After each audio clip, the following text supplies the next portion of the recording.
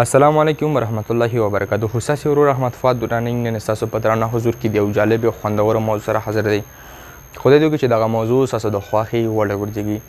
قدرمنو دوستانو، له ما څخه یو ملګري پوښتنه وکړه چې په فیسبوک اپلیکیشن کې چې موږ سره کوم ویډیوګانې دي هغه اتوماتیک پلی کیږي، هغه د بندولو یا د لرې کولو چل راته وښیه. قدرمنو دوستانو، زه به ورته اوریجنل ویډیو ورته وړاندې کوم. نو تاسو ته واضحه بهتره معلومه ده چې په افغانستان کې وړوکی پیکیج هم د 200 یا د 250 افغانیو څخه پورته قیمت لري. که موږ په ورځ کې 100 یا 10 ویډیوګانې وګورو، 2 MB مصرف شي، نو تقریبا 200 MB راځي. نو 200 MB موږ او تاسو ته ډېر شی ده. قدرمنو دوستانو، زه به تاسو ته په دغه ویډیو کې اوریجنل طریقه به زه تاسو ته وړاندې کوم. او کوم ملګري چې زموږ چینل ته پشتو سټار سټوډیو چینل ته نوي راغلي دي، هغه کولی شي چینل سبسکرایب کړي او په خوا کې ورته د بیل ایکن نښه چې ده هغه آل ته واړوي او ویډیوګانې لایکول شیرول مه هېروئ تر څو زموږ د هر نوي ویډیوګان څخه تاسو برخمن شئ.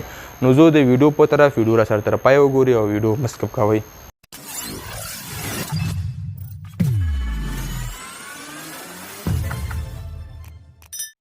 قدرمنو دوستانو، راوښو په ویډیو باندې پیل وکړو. د هر څه نه مخکې به تاسو سره د فیسبوک اپلیکیشن به تاسو سره موجود وي. د فیسبوک اپلیکیشن باندې ساده کلیک اخلو.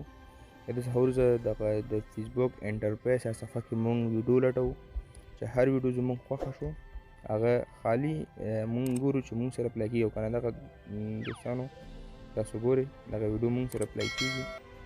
نو که چیرې دغسې ویډیوګانو بندول غواړئ نو ما دغه ویډیو لازمي وګورئ او له خپل ملګرو سره شیر کړئ. دغه ویډیوګان چې تاسو ګورئ دوستانو اتوماتیک پلی کېږي. نو دغسې ویډیوګانو د بندولو طریقه به زه تاسو ته په نننۍ ویډیو کې وښیم چې دا څه شکل بندېږي. را به شو په دغه کونج چې دغه 3 لاینز چې دي په د باندې به یو ساده کلیک واخلو. دې څخه وروسته قدرمنو دوستانو لاندنۍ برخه کې موږ سره د سیټینګز دی، سیټینګز اینډ پرایوسي، په دې باندې به موږ کلیک واخلو. دې څخه وروسته بیا دغه لاندې اپشن موږ ته راکړی دی سیټینګز، په دغه باندې به یو ساده کلیک اخلو.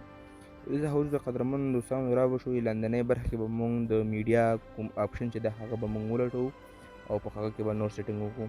دلته ډېر نور سیټینګونه هم دي. که چیرې تاسو د هر یو سیټینګ په اړه معلومات غواړئ تاسو کولی شئ د کومنټ په برخه کې ولیکئ او زه به تاسو ته معلومات درکوم.